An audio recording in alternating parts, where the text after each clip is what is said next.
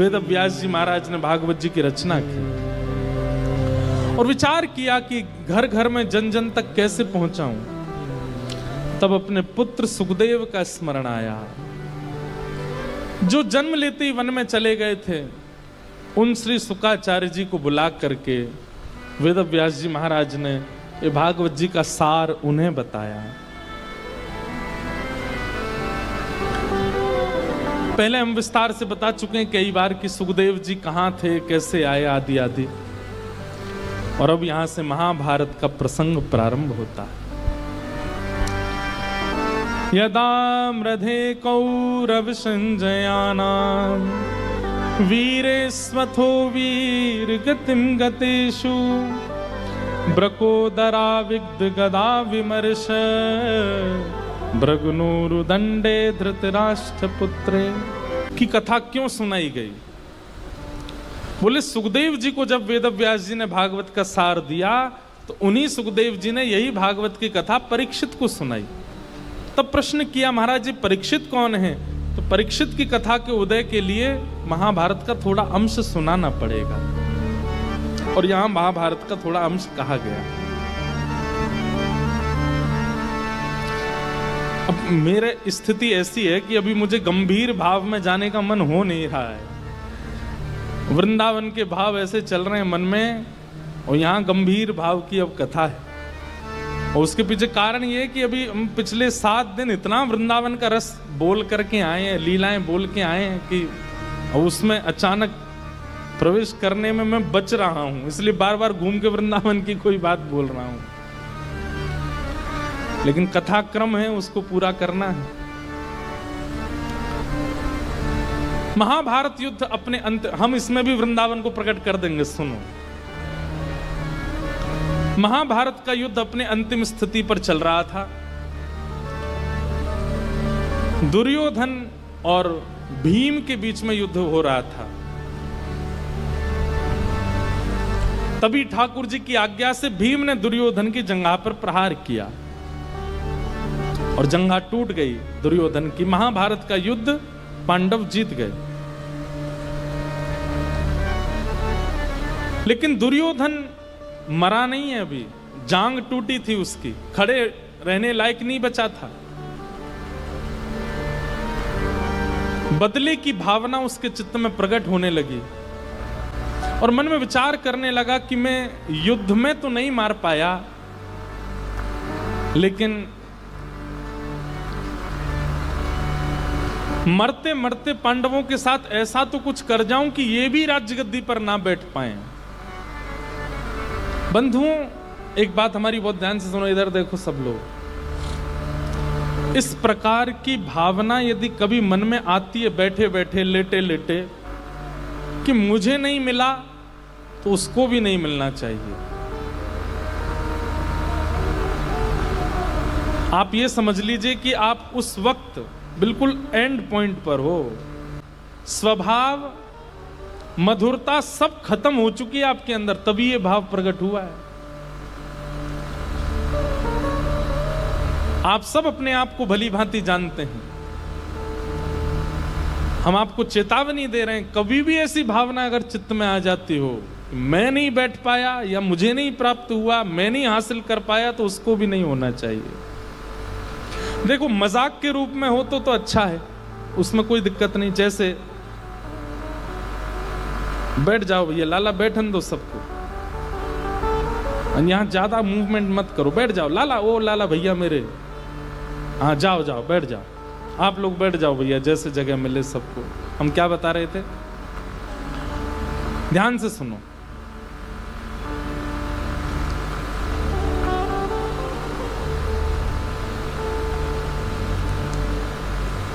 Covid आया था ना, जब लॉकडाउन लग गया था सब जगह, इतने घबरा गए सब लोग।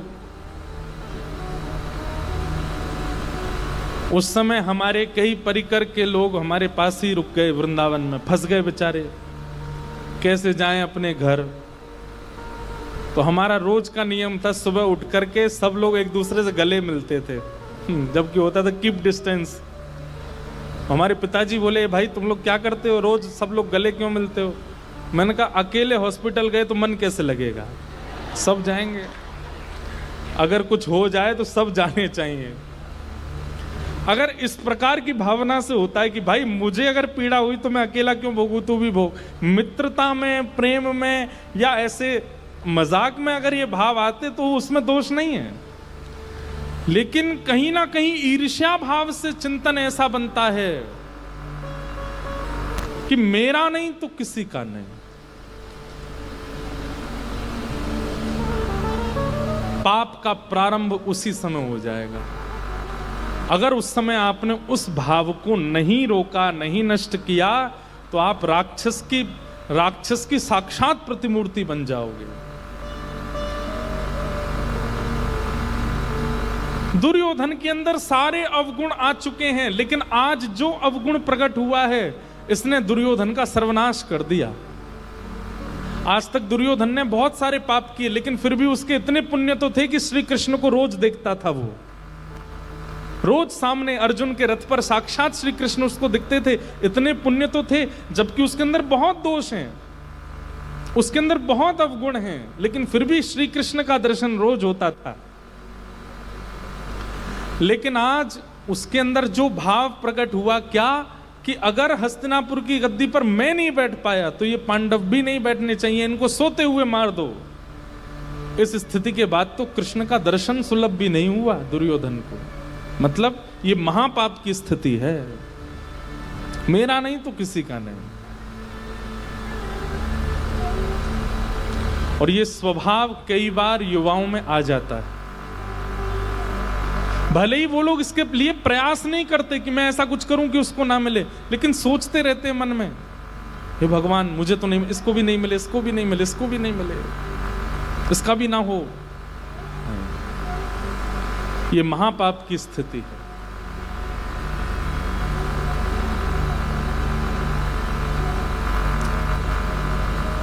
दुर्योधन की जंघा टूट गई और दुर्योधन उस समय अश्वत्थामा से कहता है, अश्वत्थामा बहुत हो गया धर्म युद्ध, अब अधर्म युद्ध होना चाहिए।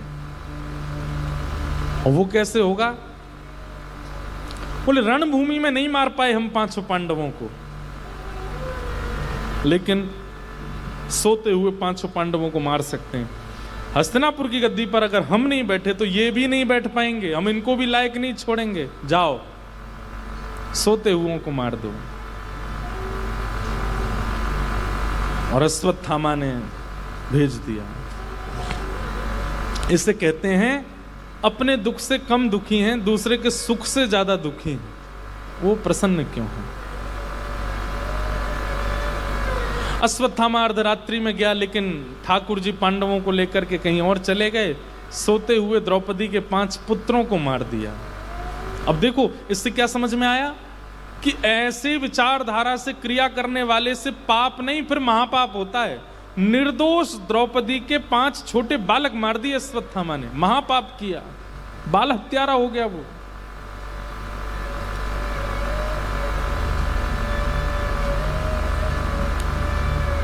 प्रातःकाल का समय हुआ, पांडवों को पता चला कि द्रौपदी के 5 पुत्र मारे गए। अर्जुन ने प्रतिज्ञा ले ली कि मैं जीवित नहीं छोड़ूंगा जिसने ये किया है। ठाकुर जी बोले, अर्जुन इतनी शीघ्रता में निर्णय मत ले, नहीं तो तुझ में दुर्योधन में अंतर क्या है? लेकिन क्रोध में जब व्यक्ति आता है तब वो धैर्य भूल जाता है, विचार नहीं करता कि मैं क्या बोल रहा हूं, क्या कह रहा हूं, क्या करने वाला हूं। हमारा सबसे बड़ा शत्रु कौन है? क्रोध। क्योंकि गुरुजनों के सन्निधि में रह के कथाएं सुन के हमने जितना सुधारा अपने आप को, सब बिगड़ जाता है क्रोध के समय पर।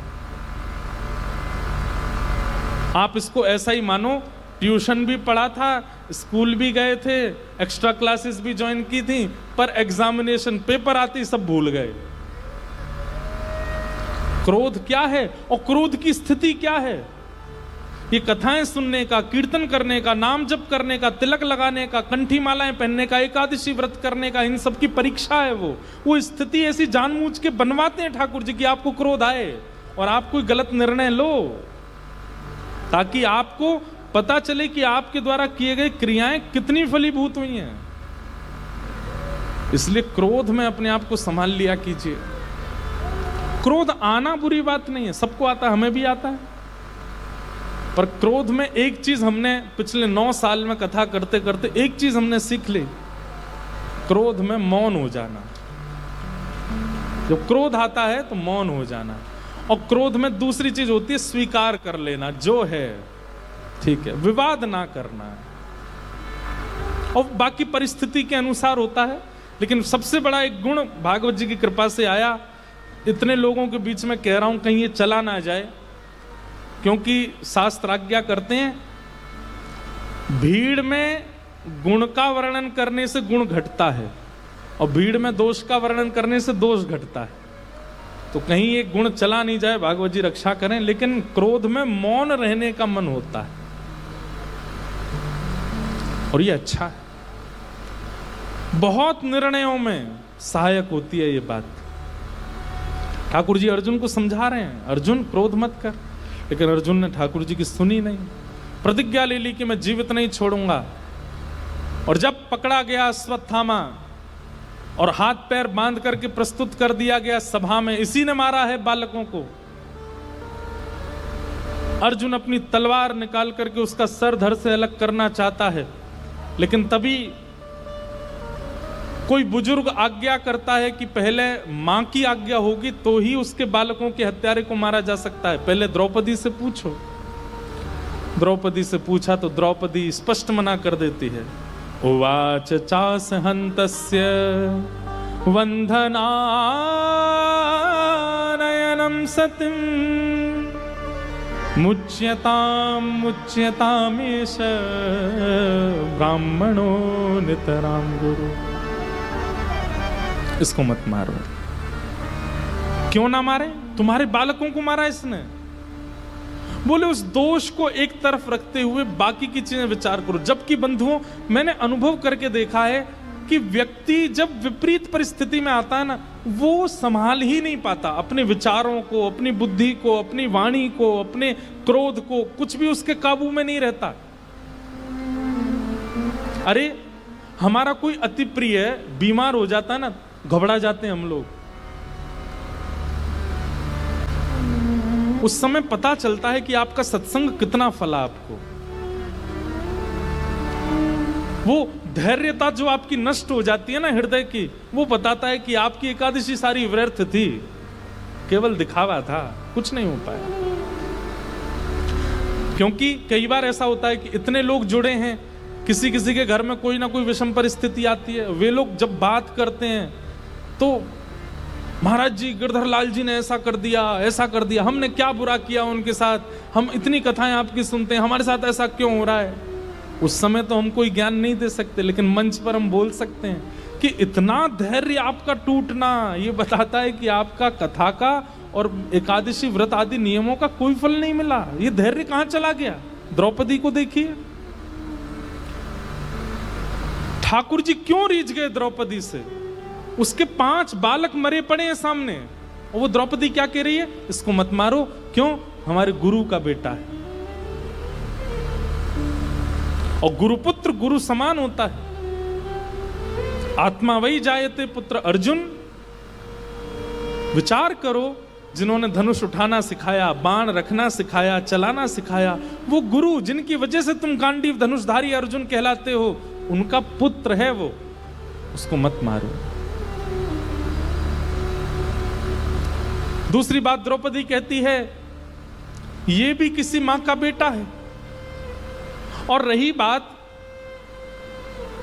इनकी मां विधवा है, उनके पति नहीं है। हमारे गुरु मारे जा चुके हैं युद्ध में, मां विधवा, एक पुत्र है बस, और इसको भी मार दोगे तो वो अकेली नारी।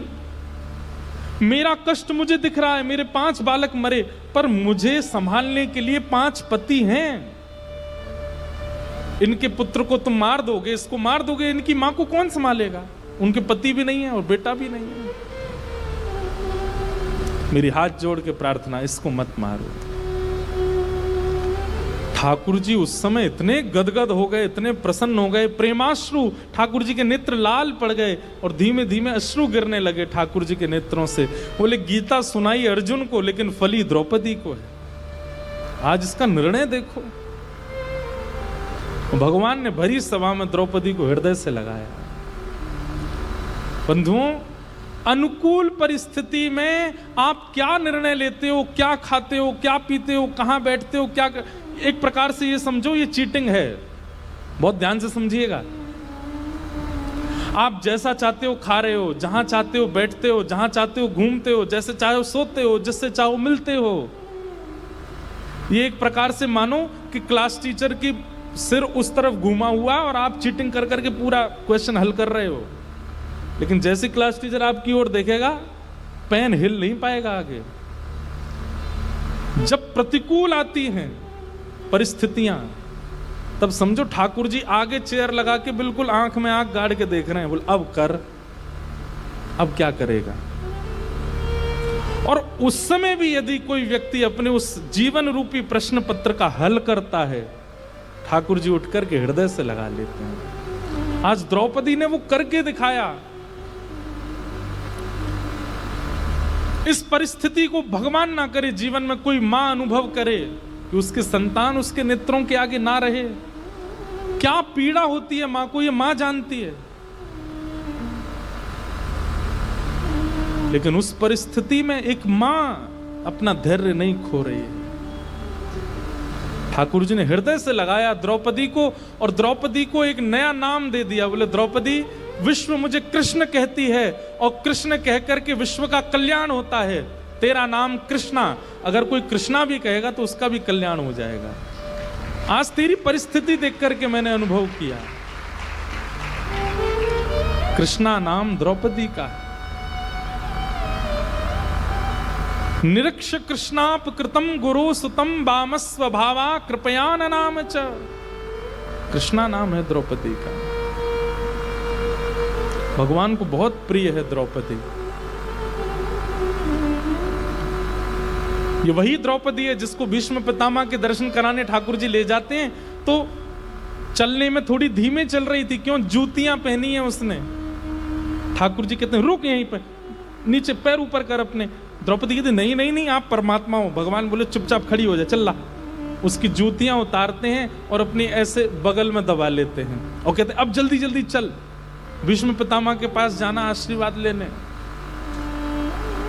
ठाकुर जी उसकी जूती उठा लेते हैं, अर्धरात्रि में जाकर के उसको उठा करके कहीं घुमाने ले जाते हैं, उससे बैठ करके बातें करते हैं, उसके साथ उसी की थाली में भोजन कर लेते हैं। इतना सुख तो, इतना प्रेम तो ठाकुर जी किसी को नहीं देते जितना द्रौपदी को देते हैं।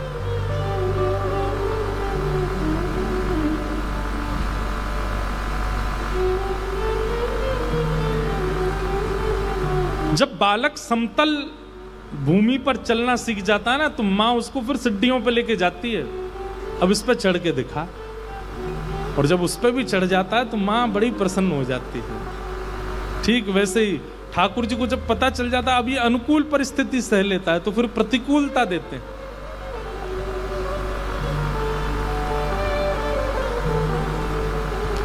नाम का आश्रय प्रधान लिया होगा, कथाएं खूब भाव से श्रवण की होंगी, जीवन में उतारी होंगी, तो प्रतिकूलताएं कुछ नहीं बिगाड़ पाएंगी आपका। द्रौपदी मना करती है इसको मत मारो, और भगवान बड़े प्रसन्न हो जाते हैं। अर्जुन भगवान से पूछता है तो ठाकुर जी कहते हैं ब्रह्म बंधुर न हंतव्य आतताई बधारण, इसको मत मारो। तो भरी सभा में सिर के केश मूड़ करके, दाढ़ी मूड़ करके अश्वत्थामा को निकाल दिया। लेकिन अश्वत्थामा अपनी बदले की आग में जल रहा था। जलता रहे। कई लोग कहते हैं उसको हमने छोड़ दिया, वो फिर से ऐसा करेगा, करता रहे।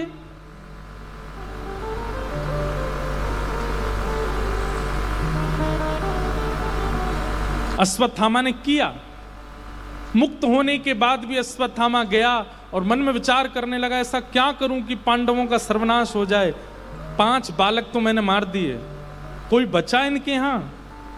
तब पता चलता है अरे उत्तरा गर्भवती है, अर्जुन की बहू। पुत्र वधू अभी गर्भवती है, अगर उसके बालक को मैं मार दूं तो इनके वंश में कोई नहीं बचेगा। उत्तरा विधवा हो चुकी है, उसके पति को मार दिया था अभिमन्यु को, वो सगर्भा है, अपने गर्भ के बालक को जन्म देने जा रही है। और तभी अश्वत्थामा ब्रह्मास्त्र छोड़ देता है उत्तरा के गर्भ के बालक को मारने के लिए। और यहां स्थिति है कि ठाकुर जी पांडवों को व्यवस्थित करके द्वारिका जा रहे थे, तभी उत्तरा को ब्रह्मास्त्र आता दिखाई दिया, दौड़ी दौड़ी ठाकुर जी के चरणों में गई। पाहि पाहि महायोगिन देव देव जगतपते, नान्यम तद्भयम पश्ये यत्र मृत्यु परस्पर। दोनों भुजा उठा करके ठाकुर जी को पुकारा, नाथ मुझे बचाओ, और मैं भले ही मर जाऊं लेकिन मेरे गर्भ के बालक को बचाइए। लाज रखो गिरधारी, मोरी लाज रखो गिरधारी। एक बात कहें बंधुओं, मैं हर कथा में मना करता हूं ठाकुर जी शिकायत मत किया करो, जो मिले सह लिया करो। लेकिन कभी कभी ऐसा हो जाता है जीवन कि सहते सहते सहते भी आप थक जाते हो, अब क्या करें, ठाकुर जी के आगे गा दिया करो। इसके अलावा कुछ नहीं बोलना है, केवल ये पद याद रखिए। जब विकट परिस्थिति हो जाए, पहले तो प्रयास कीजिएगा कि आप स्वयं उस परिस्थिति से निकल जाओ, लेकिन अनेक प्रयासों के बाद भी जब ना निकल पाओ, तब रात्रि के समय दिया जला के सब लाइट बंद करके ठाकुर जी शयन की मुद्रा में हो, तब ठाकुर जी के चरण स्पर्श करके इस भाव को गा दो।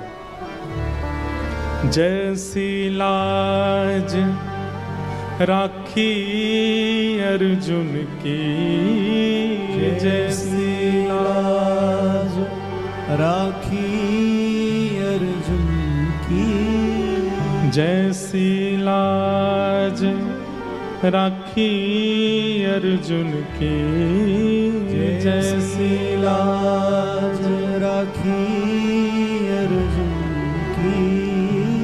भारत युद्ध पछारी, भारत युद्ध पछारी। सारथी हो के रथ को हांक्यो, सारथी हो के रथ को हांक्यो, सारथी हो के रथ को हांक्यो, सारथी हो के रथ को हांक्यो। चक्र सुदर्शन धारी, भक्त की एक न तारी, मोरी लाज रखो गिरधारी, मोरी लाज रखो गिरधारी। और जैसी लाज राखी द्रौपदी की, जैसी लाज राखी द्रौपदी की। बंधुओं,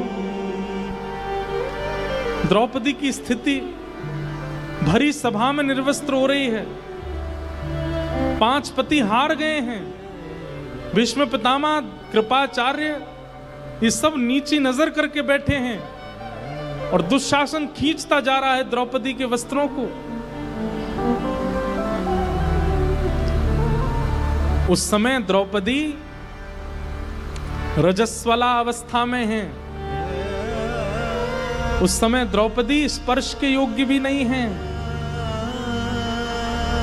लेकिन मन में अटूट विश्वास के साथ बस अंतिम क्षण में जब सभा में निर्वस्त्र होने की स्थिति होने वाली है, केवल वो एक क्षण का समय बचा है, यहां दुशासन तेजी से खींचने वाला है और द्रौपदी निर्वस्त्र होने वाली है। उस क्षण में 2 भुजा उठा करके पुकारती है ठाकुर जी को, हे कृष्ण द्वारिका वासिन क्वासी क्वासी मां भुज। कहाँ हूं द्वारिकाधीश? तुम्हारी बहन निर्वस्त्र हो रही है भरी सभा में। किम न पश्यसि केशव, क्या आपको दिखाई नहीं देता? और उस भरी सभा में जहां पूरा समाज रजस्वला होने के लिए कितने नियम बना देता है, स्वयं शंख चक्र गदा पद्मधारी ठाकुर जी वस्त्र बन करके आ गए और लिपट गए द्रौपदी के अंग से।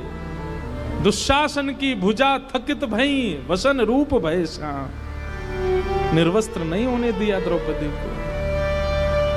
जैसी लाज राखी द्रौपदी की, जैसी लाज राखी द्रौपदी की।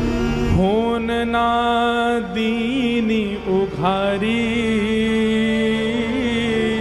होन ना दीनी उघारी।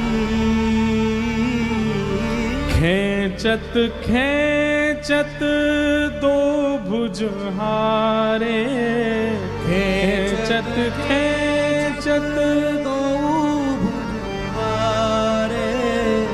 दुशासन पछधारी, हाँ चीर बढ़ायो मुरारी।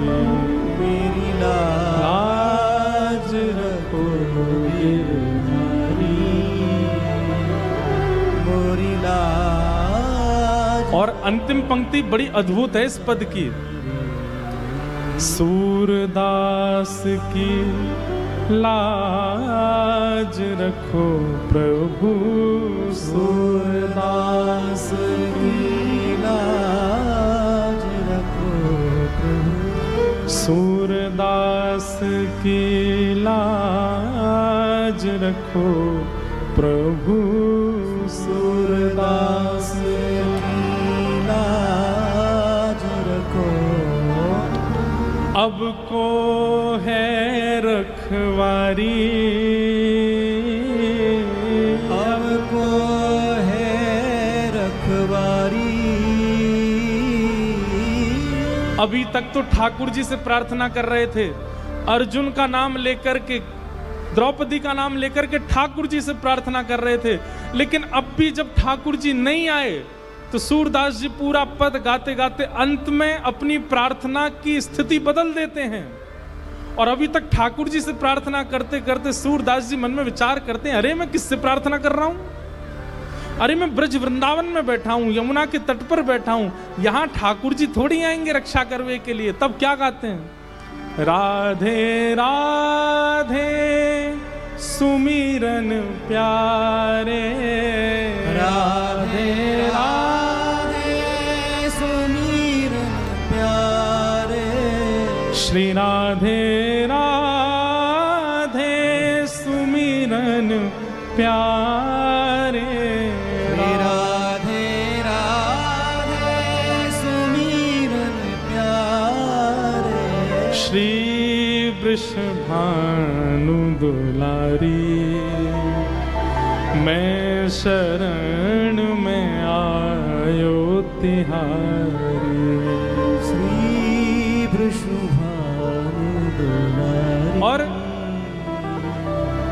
मैं शरण। जैसे ही राधे राधे सुमिरन प्यारे श्री वृषभानु दुलारी जैसे ही सूरदास जी ने गाया, इतने में ठाकुर जी प्रकट हो गए। प्रकट होकर के हाथ पकड़ लियो, अरे मैं आ तो गयो, तू किशोरी जी को श्रम काई को दे रहो है? सूरदास जी बोले, जब तक किशोरी जी को नाम नहीं लियो जाए आप आओ ही नहीं हो, या हमारे किशोरी जी को स्मरण करनो पड़ो। मोरी लाज रखो गिरधारी, मोरी लाज रखो गिरधारी, मोरी लाज रखो गिरधारी, मोरी लाज रखो गिरधारी। बहुत विपत्ति जीवन में आ जाए तो पहले प्रयास कीजिए कि सहिए, दूसरा प्रयास कीजिए कि उससे निकलने का प्रयास कीजिए, उससे निकलने के लिए जो जो सुविधाएं हो सके करिए। और तब भी कोई आस ना दिखती हो तब भी शिकायत नहीं करनी है, इस पद को ठाकुर जी से कहना है बस। और ये पद गाते गाते ठाकुर जी को शयन करा दो। आप अनुभव करेंगे ठाकुर जी कुछ संभालेंगे नहीं, ठाकुर जी आपको ही ऐसी विवेक बुद्धि दे देंगे, एक राह दिखा देंगे, एक मार्ग प्रशस्त होता दिखा देंगे कि इसके करने से तुम्हारा ये मार्ग निकल जाएगा। और ठाकुर जी अनुभव करा देंगे। फिर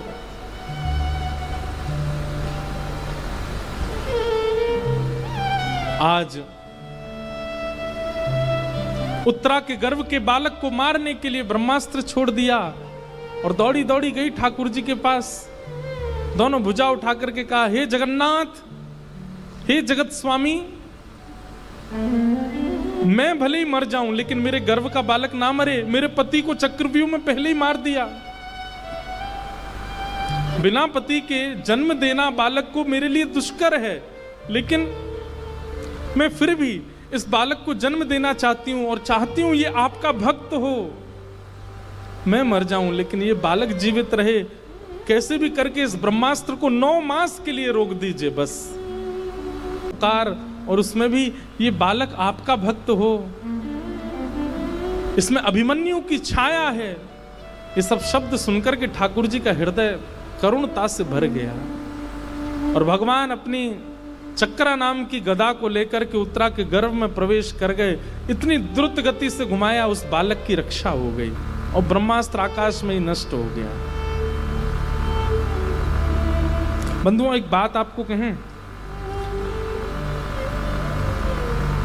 ठाकुर जी ने इस विषम परिस्थिति में उनकी रक्षा की, वहां सुदर्शन चक्र से रक्षा की, वहां गदा से रक्षा की, यहां ऐसे, ये सब भाव हमारे ब्रज में स्वीकार नहीं है।